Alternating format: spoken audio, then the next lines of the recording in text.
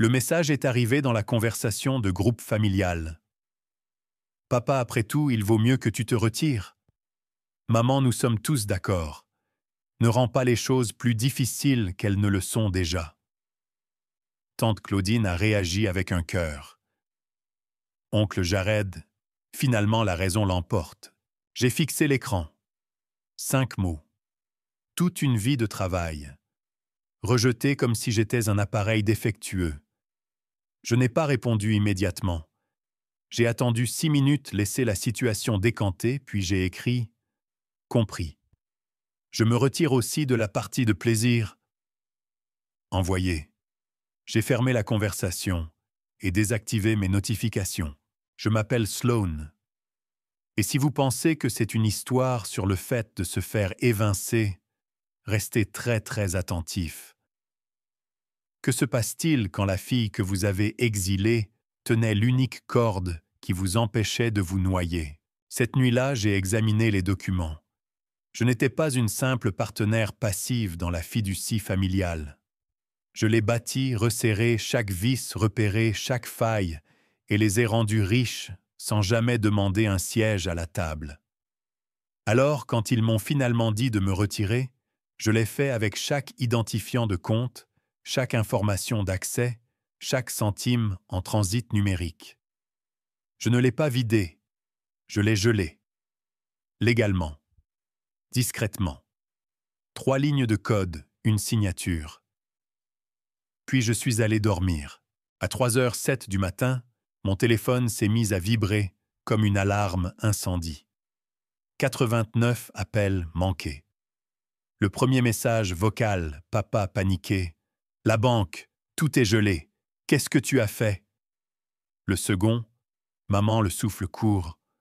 Ton père fait les 100 pas. Sloan répond. S'il te plaît. J'ai attendu le matin. J'ai pris une lente gorgée de café.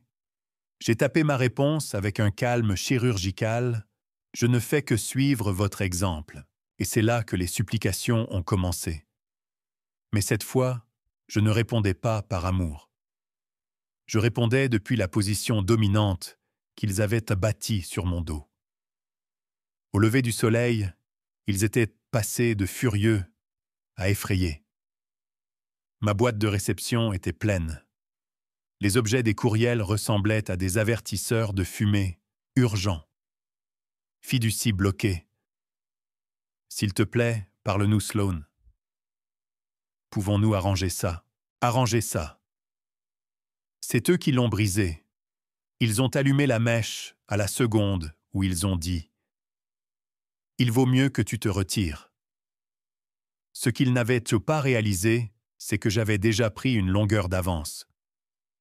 3 semaines plus tôt, lors d'un audit de routine, j'avais trouvé des irrégularités de l'argent qui filaient à travers les sociétés écrans du cousin Blake, des remboursements de prêts qui étaient annulés, des vacances listées comme des séminaires stratégiques. J'ai tout documenté, fait des copies sécurisées des sauvegardes et déposé des alertes discrètes, mais je ne les ai pas confrontés. Pas encore.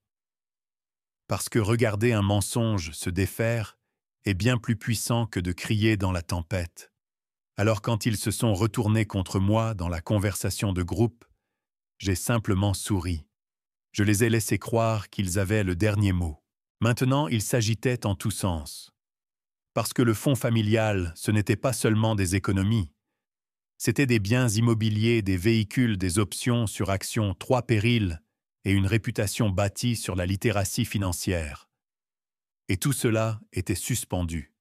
Légalement. Publiquement. Définitivement. Jusqu'à ce que j'en décide autrement. Vers midi, j'ai reçu un courriel de l'avocat de longue date de notre famille. Sloan, veuillez nous conseiller. Êtes-vous disposé à entamer une conversation en vue d'une résolution? J'ai répondu avec une seule pièce jointe, une facture. Heure facturée, à ce jour, 2313 000 $. Rémunération non versée, 0 $. Valeur des dommages dus à la mauvaise gestion incalculable. Pas de salutation, pas de signature. Juste des chiffres, car c'est à cela qu'ils m'avaient réduite. Et maintenant, les chiffres allaient parler pour moi. Ce soir-là, Blake a appelé d'un numéro jetable. « Allez, Sloane, ne saborde pas tout le navire juste parce que tu es vexé. » J'ai failli rire. « Je ne suis pas vexé, » ai-je dit. Mes sentiments sont archivés avec chaque mensonge que tu as déclaré comme une dépense diverse. Clic, ce n'était pas de la rage. C'était l'heure des comptes. Et je ne faisais que commencer. Il pensait que j'allais céder, que j'allais piquer une crise, envoyer quelques courriels furieux puis me calmer. Mais je n'ai pas haussé le ton. J'ai fait monter la température. Le vendredi, l'onde de choc a atteint le public. Le rapport trimestriel de la fiducie vierge. Les fournisseurs ont signalé des retards. Un analyste junior d'une société avec laquelle nous travaillons a publié sur LinkedIn « C'est moi ou le bureau de la famille Whittaker ignore complètement les factures ». Cette seule publication s'est transformée en 3, puis en 7. Le samedi matin, le nom de notre famille était en tendance non pas pour son héritage, mais pour ses dettes. Et je n'avais pas dit un seul mot. J'ai observé le spectacle se dérouler depuis mon appartement. Calme, propre, loin de leur domaine, où la panique habitait désormais chaque couloir. Maman a de nouveau appelé et a laissé un message vocal cette fois. « Tu nous mets dans l'embarras. Ton père n'a pas mangé. Il a peur. Tant mieux. Il devrait. Parce que je n'étais plus seulement la comptable dans le coin. J'étais le barrage qui retenait l'inondation. Et maintenant je la laissais s'écouler goutte à goutte. Lentement. Intentionnellement. J'ai téléversé 3 fichiers dans un dossier sécurisé, étiquetant chacun d'eux, selon les rôles qu'ils avaient essayé de me donner, l'assistante, le maillon faible, celle qui devrait se retirer.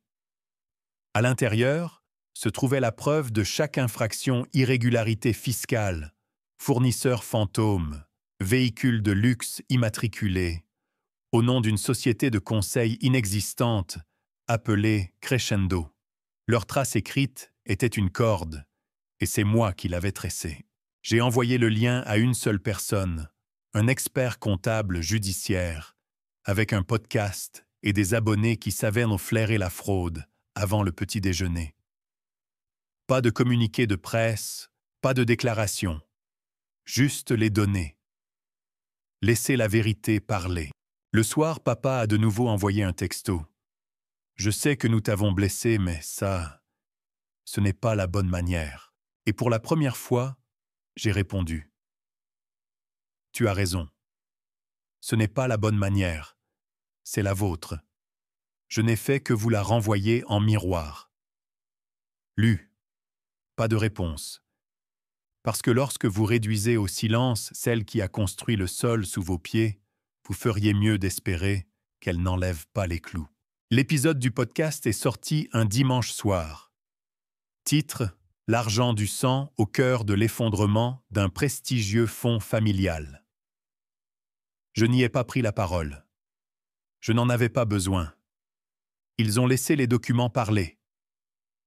Ligne par ligne, mensonge par mensonge, fraude, népotisme, sociétés écrans, canalisant des revenus non imposés, séjours de luxe étiquetés comme des visites de sites caritatifs, des dizaines de milliers de dollars mal alloués. Et la fiducie bâtie, équilibrée et protégée par moi. L'animateur a conclu l'épisode en disant « Parfois la personne silencieuse dans le coin n'est pas fragile. Elle est le détonateur. » À minuit, la conversation de groupe familial s'est réactivée, celle dont il m'avait qu'entretiré. Tante Claudine, nous devons gérer ça. Oncle Jared, qui a envoyé les fichiers, quelqu'un de l'intérieur. Maman, ne dites rien par écrit. Sloane pourrait nous surveiller. Blake, bien sûr qu'elle surveille. Elle surveille toujours. Papa, laissez-moi m'en occuper. J'ai souri. Qu'il le fasse. Le lundi matin, notre avocat a démissionné, déclarant qu'il ne représenterait pas des intérêts compromis. Puis sont venus les appels des partenaires silencieux, les contrats de sponsoring gelés et la demande de commentaires d'un journal. Ils ont paniqué, ils ont tourné en rond, mais j'étais déjà descendu de leur manège. À la place, j'ai écrit mon propre article, publié sous mon nom complet, « Le coût de se retirer ». Une analyse chirurgicale du pouvoir de l'héritage et de ce qui arrive quand on dit aux femmes de se taire au nom de la préservation. Ce n'était pas mesquin, c'était de la poésie, et ça s'est répandu comme de l'huile sur le feu, non pas parce que j'ai pleuré pour obtenir de la sympathie, mais parce que je leur ai tendu des miroirs, reflétant tout ce qu'ils n'avaient jamais voulu voir. Maman a envoyé un texto plus tard cette nuit-là. « Nous ne savions pas que tu étais si en colère. » J'ai tapé, puis effacé, puis finalement envoyé. Je n'étais pas en colère, j'étais invisible. Maintenant, je ne le suis plus. Pas de réponse, juste un message lu à 3h42 du matin. Ils ont essayé de me briser en privé, alors je me suis reconstruite en public. Et maintenant, les projecteurs n'étaient plus sur eux. Ils étaient sur moi. Les retombées sont arrivées par vagues. Des membres du conseil d'administration ont démissionné. Des dotations ont été gelées. L'une de nos fondations historiques a publié une déclaration se distanciant complètement de la famille Whittaker. Mais je n'avais pas terminé. J'ai déposé une requête légalement irréprochable, au titre dénué d'émotion, requête en dissolution de la fiducie familiale Whittaker avec effet immédiat. En pièces jointes, 147 pages de documentation, pistes d'audit, déductions illicites, ma démission en tant qu'architecte en chef et le retrait complet de ma part de bénéficiaire.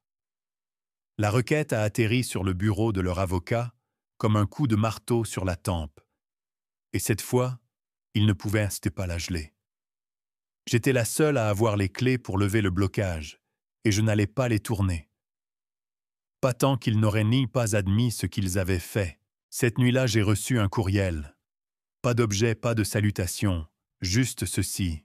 Tu as gagné. Papa, gagné.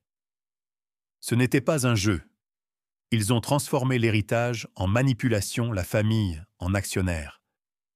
Ils ont dit « Retire-toi ». Et je l'ai fait droit dans mon propre pouvoir. Je n'ai pas répondu, mais j'ai écrit autre chose. Un communiqué de presse d'une seule page. Sloan Whittaker s'est officiellement séparé de toutes les participations de la famille Whittaker. Elle leur souhaite la paix alors qu'ils avancent sans elle. Je l'ai publié à 9h précises du matin. Pas de mots dièse, pas de commentaires. Juste une conclusion. L'article est devenu viral en 1 heure. Tous les médias ont publié plus ou moins le même titre, « La femme qui est partie en emportant le plancher avec elle ». Mais je n'ai pas donné d'interview. Je n'ai pas signé de contrat pour un livre. Pas encore. Je n'avais pas besoin que le monde applaudisse. J'avais juste besoin qu'il voie. Et dans ce silence, j'ai finalement vu moi aussi. J'ai vu qui j'étais devenu quand j'ai cessé d'essayer de m'intégrer à leur héritage. Je n'étais plus la fille qu'ils rejetaient.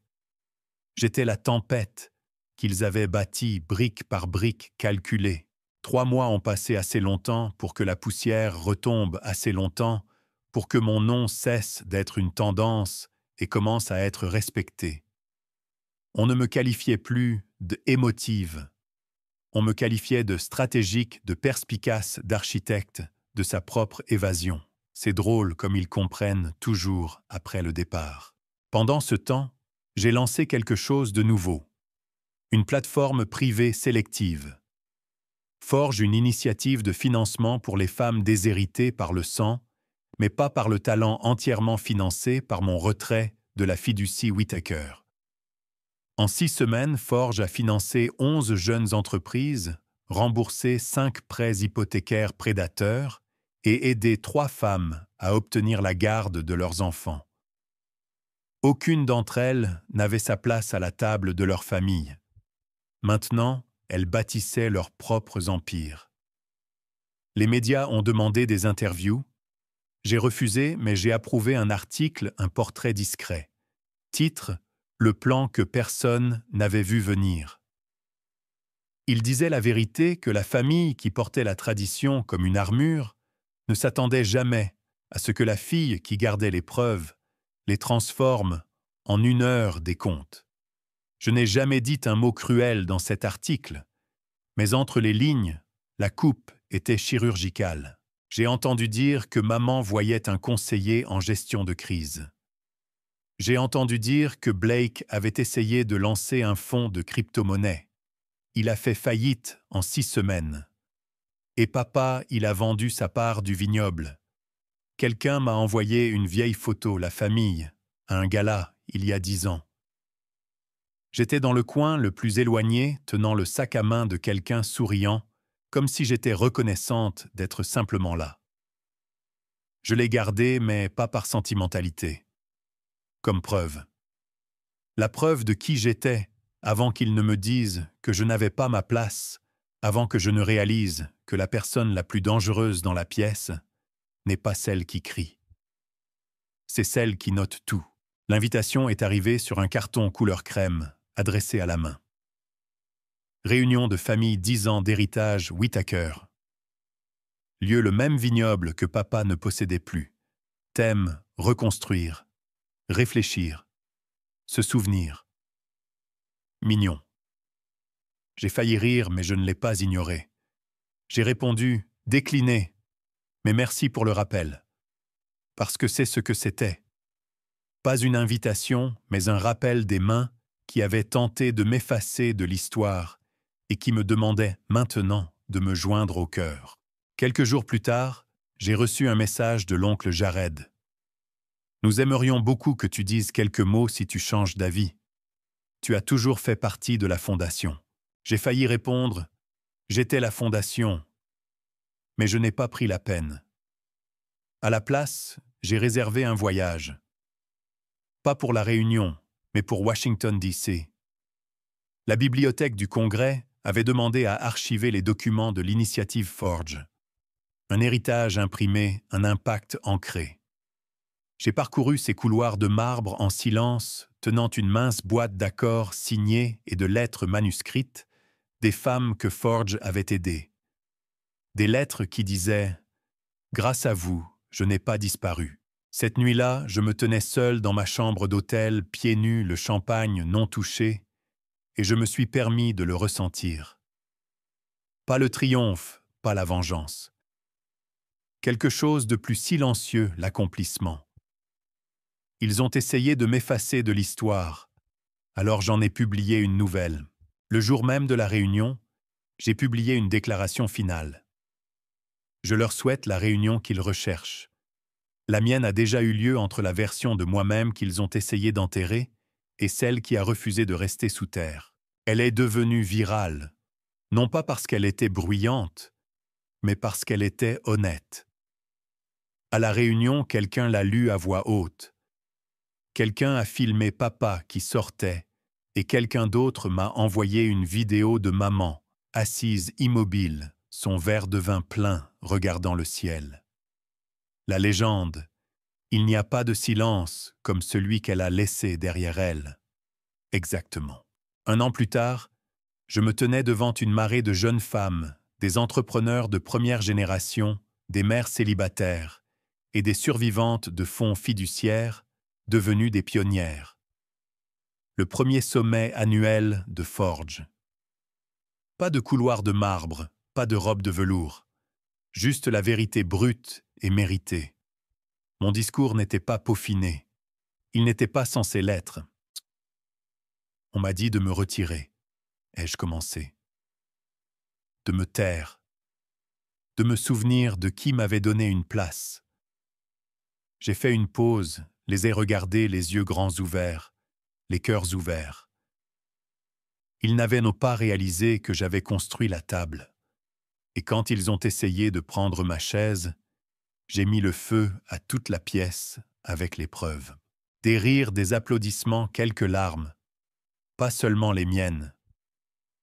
Ensuite, ils m'ont remis une plaque. Noyée gravure dorée, Sloane Whittaker, fondatrice combattante, détonateur. Et je suis resté là un instant de trop parce que parfois même la justice semble surréaliste. Plus tard dans la nuit, je suis rentré seul à pied. Pas de sécurité, pas de talons. Juste la paix. Une lettre m'attendait à ma porte. Pas d'adresse de retour, mais je reconnaissais l'écriture. Celle de papa. À l'intérieur, nous avons perdu une fille, pas parce qu'elle a disparu, mais parce qu'elle a enfin vu où elle mettait les pieds. Pas de demande, pas de culpabilité. Juste ça. Je n'ai pas pleuré. Je n'ai pas appelé. Je l'ai plié une fois et l'ai glissé entre 2 pages de mon manuscrit, la version finale de mes mémoires. Titre : Se retirer et avancer. Quelques semaines plus tard, l'éditeur a envoyé la 4e de couverture. La dernière ligne m'a fait m'arrêter.